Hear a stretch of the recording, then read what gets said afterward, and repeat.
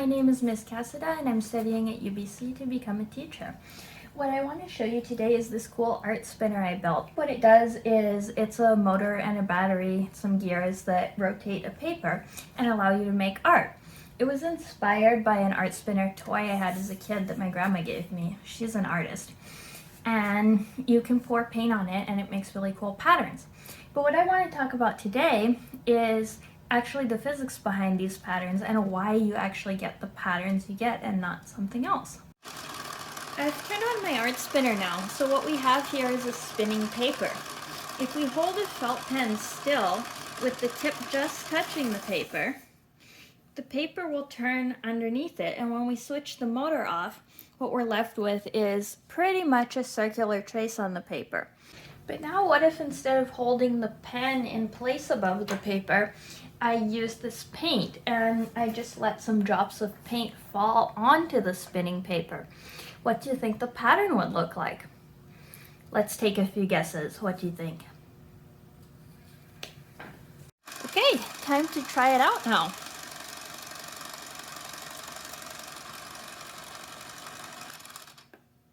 So what we see some big splotches, but the actual neat traces we see of the paint are coming out radially. So when we say radially, we mean along the line from the center of rotation towards the outside of our circle. In order to get a better understanding of what's going on, I've decided to model this little drop of paint with this penny. So I took the paper off of my art spinner, we just have the CD now, and I added a little piece of tape so that we can keep track of the radial line that the penny is sitting on. And what we can see happens is when I rotate the CD slowly, the penny stays on the tape and it moves in a circle with the CD. But if I rotate the CD faster, then the penny flies off. Let's take another look at that in slow motion. So I didn't spin it quite fast enough for the penny to fly all the way off, but what we do notice is that the penny moves outwards radially, just like the paint seemed to do, and that as it moves, it's staying pretty much on that piece of tape. So it's moving along that same line. It's just that that line, the tape, is also rotating with the CD.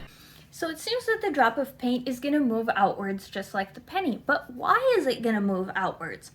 And in order to test that a little more, I'm going to model the drop with a ball this time. I'm going to drop it straight down so it hits the CD, and then we're going to see which direction it flies off. And this is going to give us more information about the direction that the paint is moving at a given moment. Here's the art spinner back again, this time with a little bit of paper underneath it so that I'll be able to draw an arrow and record the direction that the ball bounces off every time I drop it. I'm just going to do that a couple of times in slow motion so that you can see very precisely where the ball is going.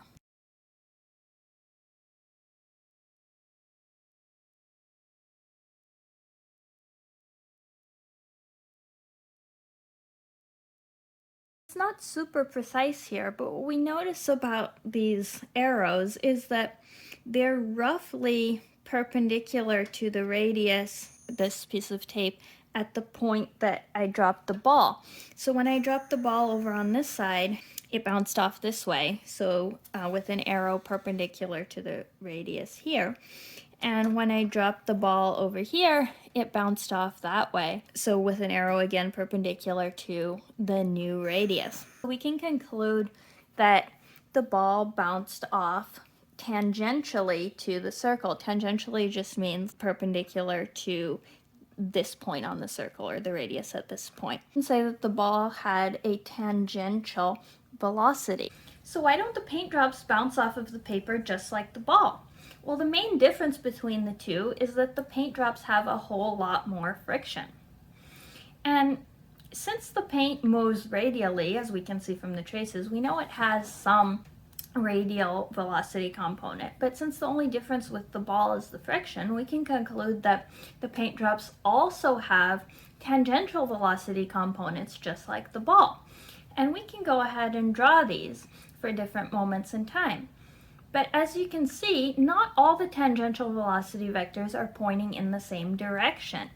So the only force acting, the force of friction, must be acting so as to change the direction of the velocity vector. If we draw out two tangential velocity vectors relatively close to each other and take the direction of change to get from one to the other, that is the direction that the frictional force must be acting to change one velocity vector into the other, we see that it's roughly towards the center of rotation. Not exactly, but if we take those velocity vectors gradually closer and closer together in time, so they're getting closer, there's a smaller and smaller angle between them, what we see is that that direction of change gets closer and closer to exactly radial. So we can conclude that in the limit of an instantaneous velocity, when those two vectors overlap, that force of friction is acting exactly towards the center of rotation. Now, the reason the drop of paint flies outwards is because when the magnitude of the tangential velocity is really big, that is, when the CD is spinning really quickly, then the frictional force isn't big enough to change one of those tangential velocity vectors into the next one, as would be needed to keep the drop of paint moving on the circular path with the CD. Now, I know we've talked a lot about tangential velocity, but I'm just going to switch over to radial velocity because that's the one that's actually going in the direction opposite to the frictional force that we concluded was towards the center. So let's look at a little demo with that now. For comparison, let's look at this ball of Play-Doh that I made. It has a lot more friction than the penny or the drop of paint, so the radial component of its velocity vector will be 0. Therefore, I expect it will stick to the CD when I rotate it. Let's take a look and see what happens.